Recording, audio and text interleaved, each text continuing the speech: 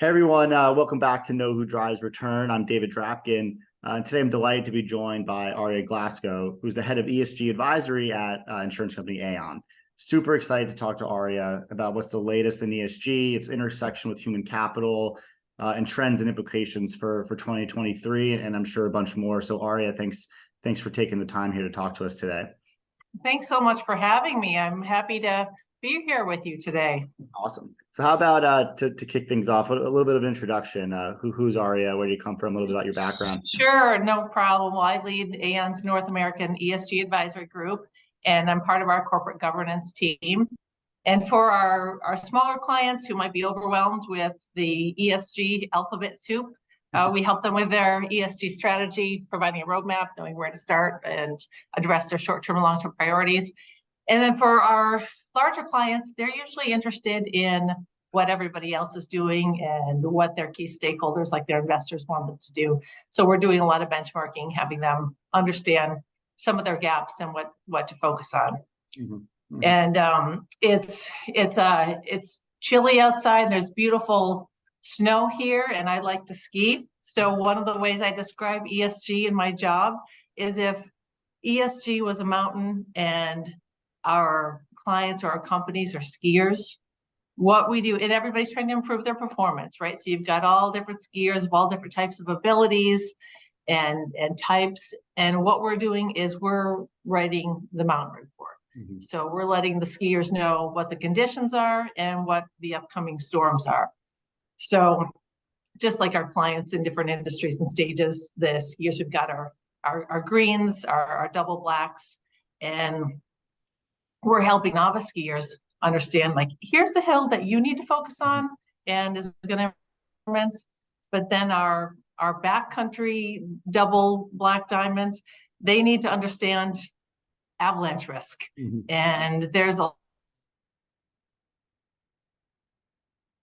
our novice green skiers might not need to focus on in the immediate future. The different flavors depending on level and focus. And now you got me itching to go skiing. So yeah, right. Me too.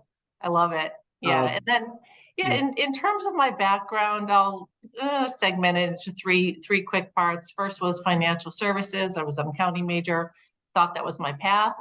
And then I moved over to compensation consulting, and I did that for a number of years, where I helped boards and their leadership design compensation plans that were competitive and equitable.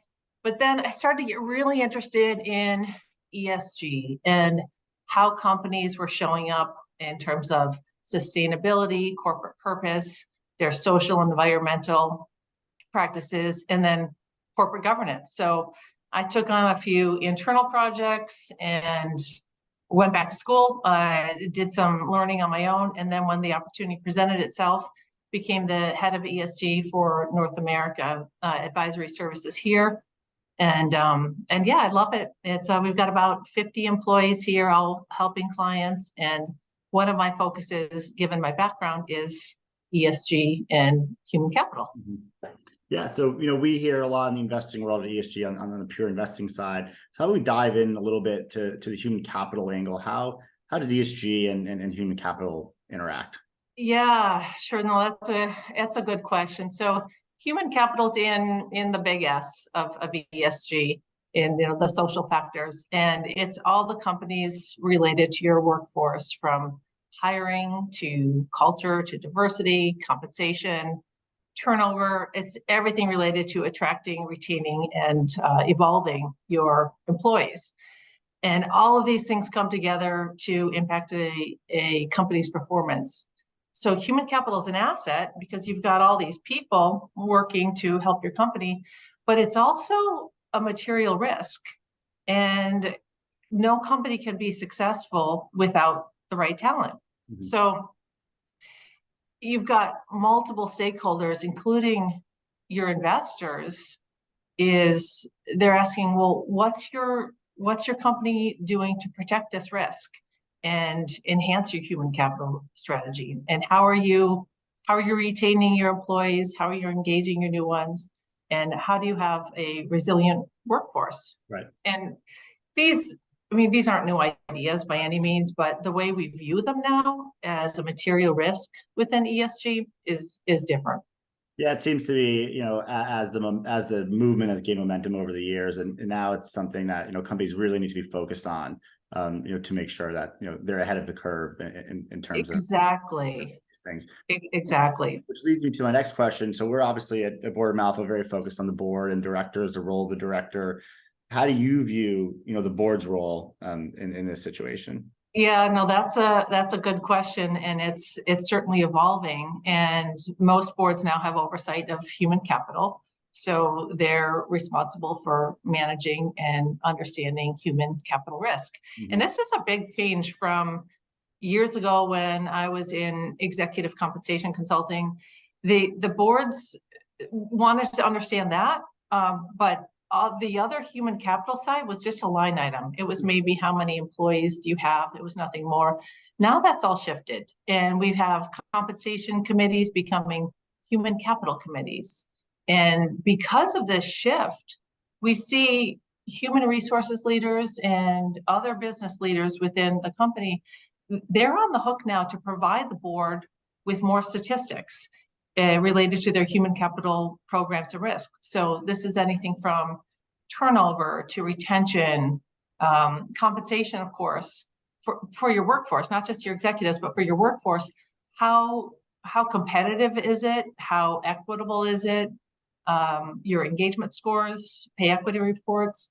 And we're seeing a lot of these are showing up on your 10K. And so if you're a board member, you want to be asking for your human capital metrics and then also overall trends in these metrics. Mm-hmm. I know we'll get into a little bit about disclosure later. Mm-hmm.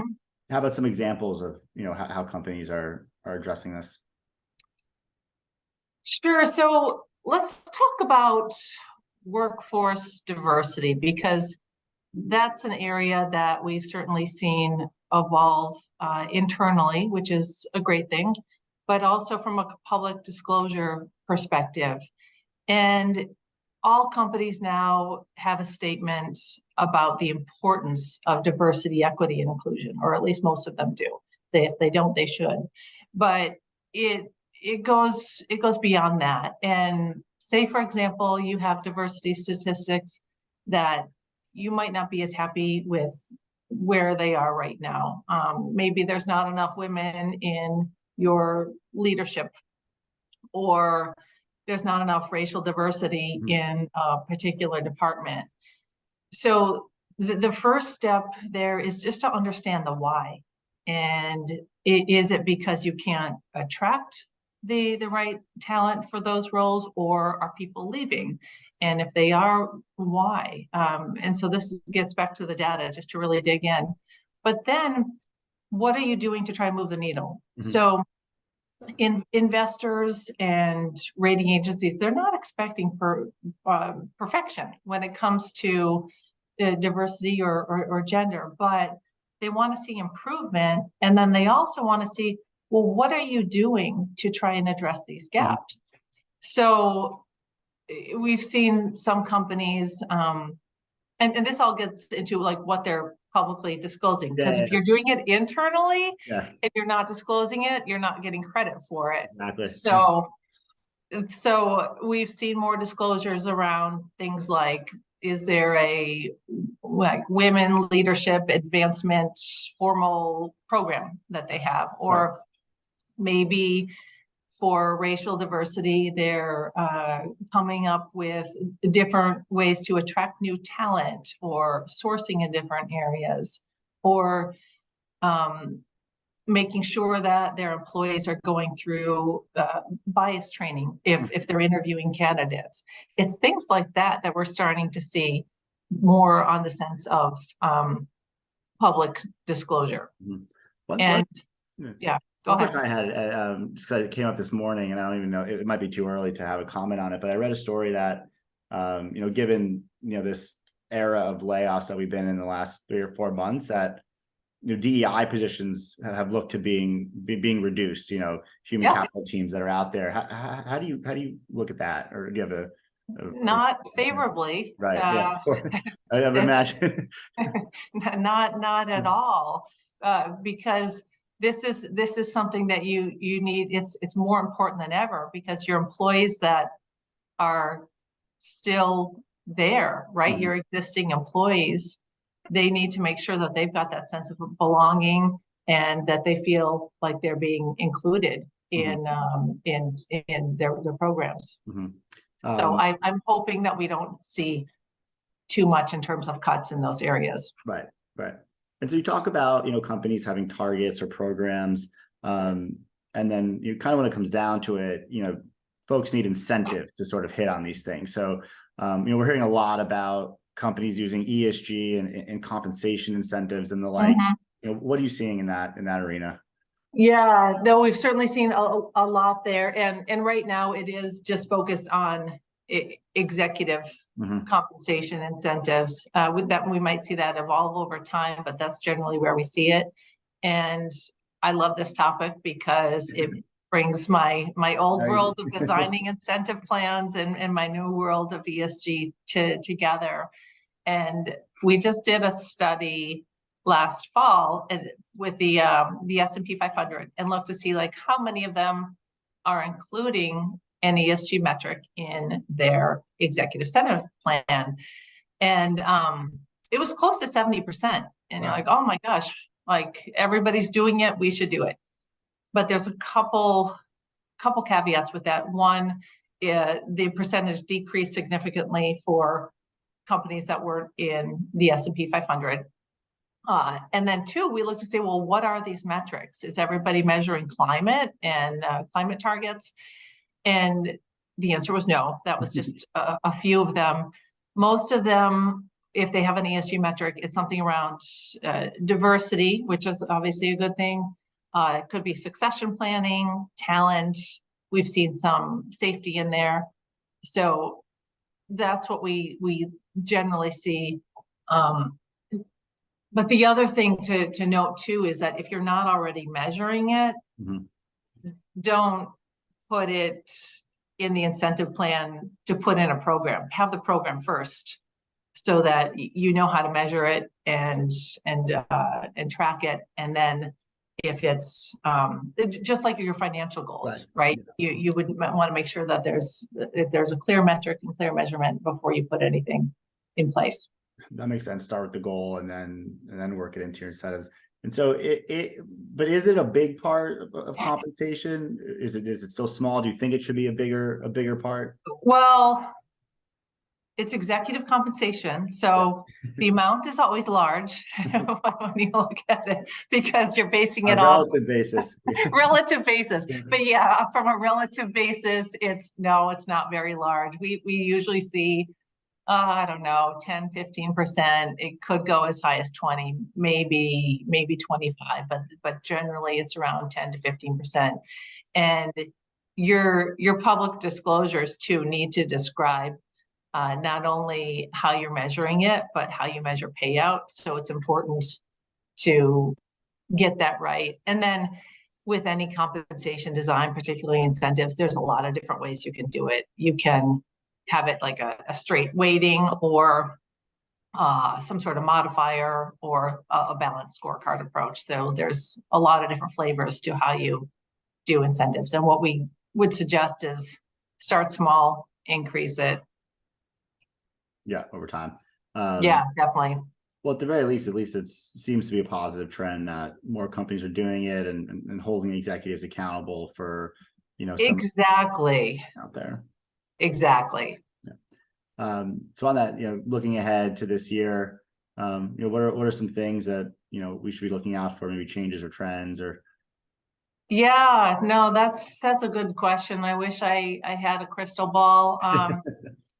But in terms of trends, I think the first one is pretty current. A lot of companies and their boards are putting together their 10K right now and other publicly disclosed filings.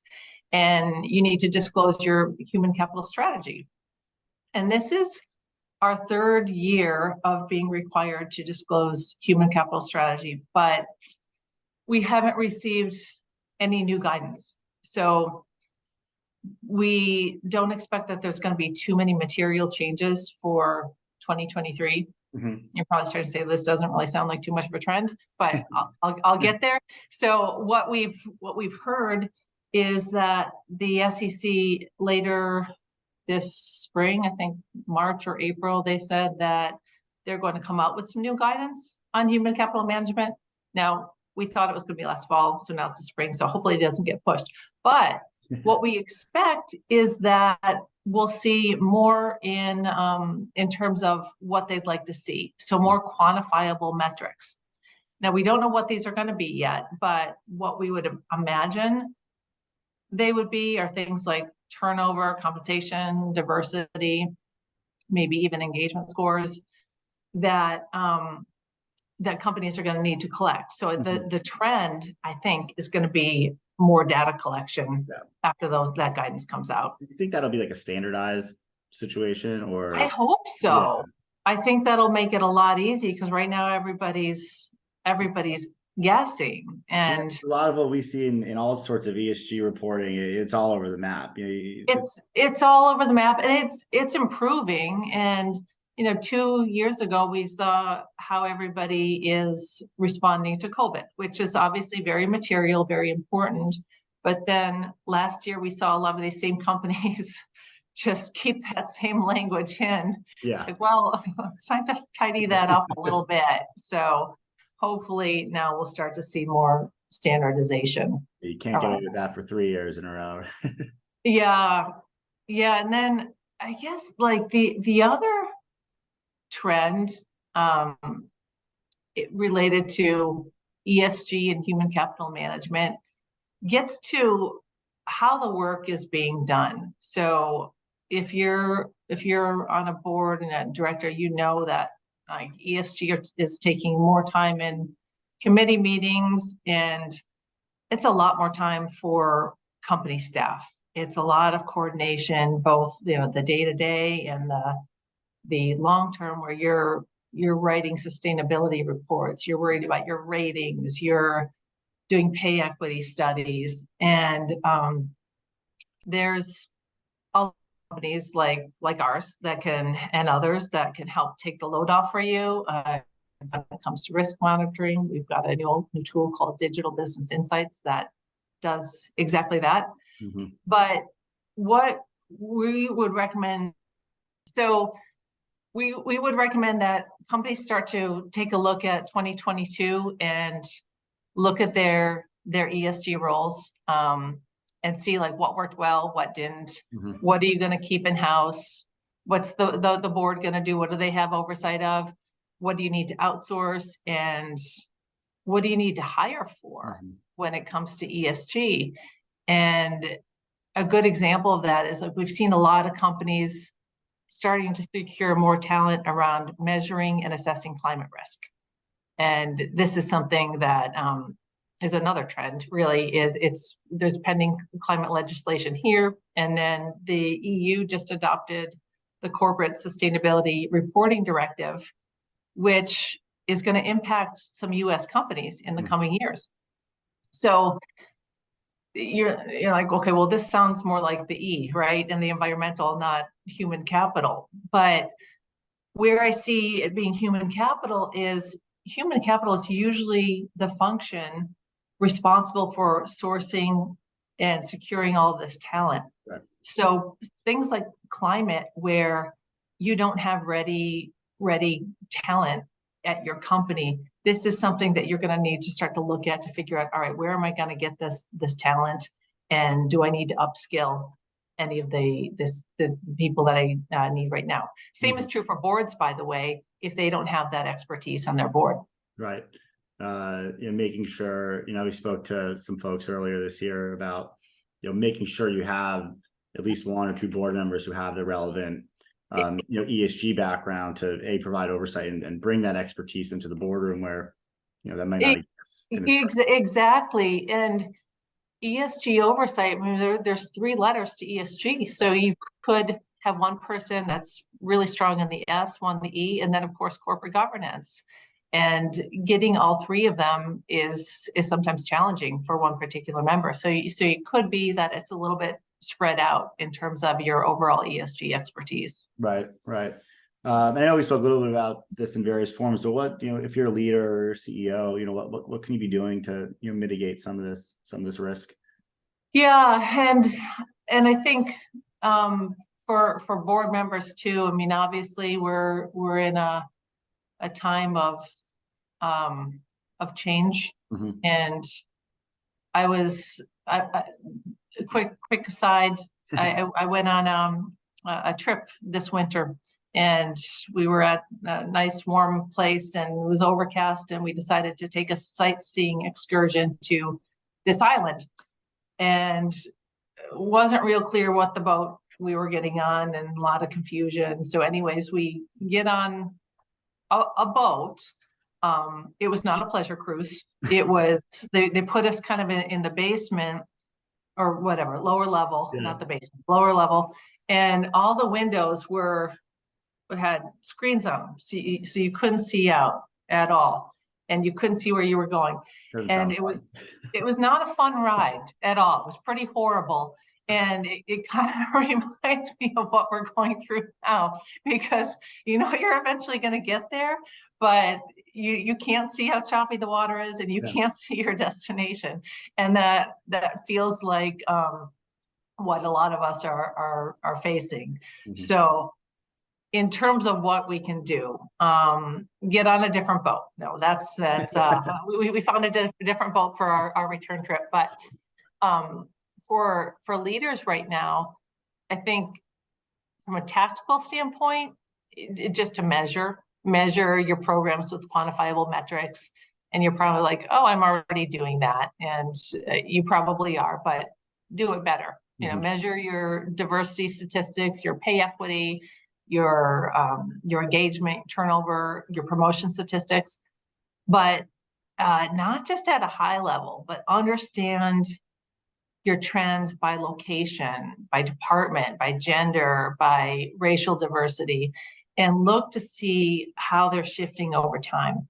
And this data is very powerful. Mm-hmm. And to see trends is important. And you can even measure your employees' engagement. Yep. If you want to, which before you weren't able to do so as effectively. But AON's got a human sustainability index that does exactly that. So with all this measurement and all this data, this is going to allow you to assess if you're a company that's in the unfortunate position of maybe you have to do a reorganization or a layoff, or maybe you're expanding. Maybe it's a good thing and you're growing. But all of this data is going to help you understand how your metrics are shifting over time.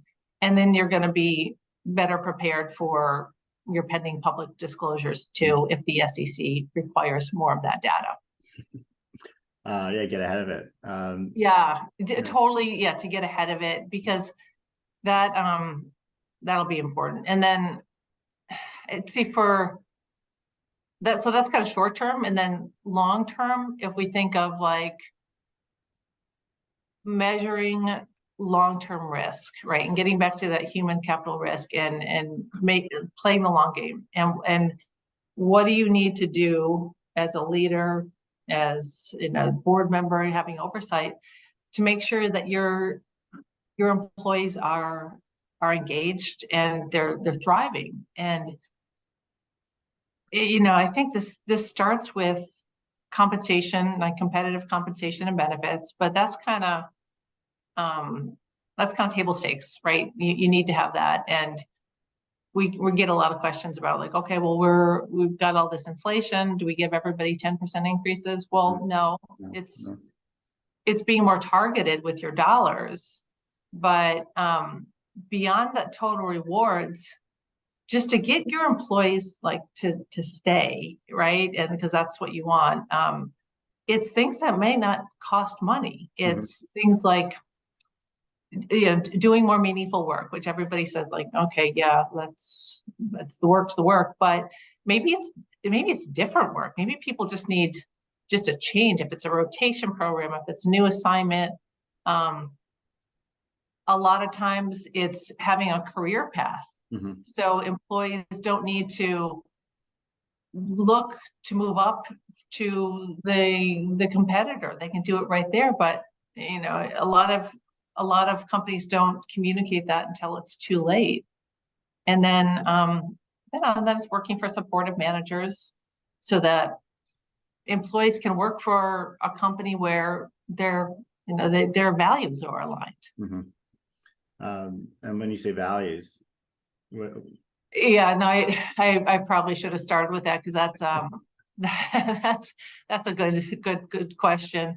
And the way I think about it is, you know, you've got there's a lot of data out there that show that employees are looking at companies when they're making hiring decisions, or when they're making decisions to move to a new company, or even their current company, around how's this company showing up when they address things like sustainability, like their social programs, like climate, and what do they disclose publicly on that. And in fact, we just did a survey, AON's global DE&I survey, that showed that there was an incredibly strong correlation between having engaged employees, so how engaged your employees were, and those companies that had a stated diversity, equity, and inclusion program, which I thought was just so powerful.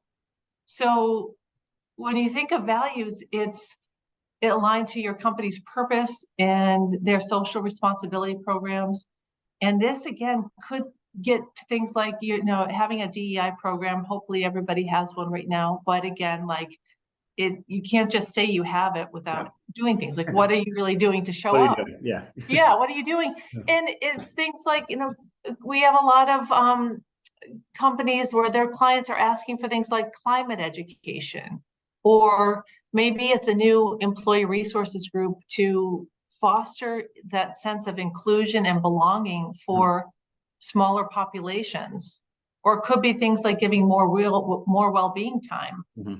And you know, it's these types of value different programs that they help to make sure that, like, your workforce sticks, and they're staying engaged, and they're productive, and you're contributing to your overall company performance, and which ultimately gets us back to how to manage your overall human capital risk. Yeah, well, it's new world, right? So yeah. Hey, Aria, really appreciate you shedding the insight on the human capital angle. I think it's one that maybe the more general public that maybe doesn't think about as much when they hear ESG for however that makes them react. So appreciate it. Thanks again. Now I want to go skiing, and thanks for Sounds taking good. the time.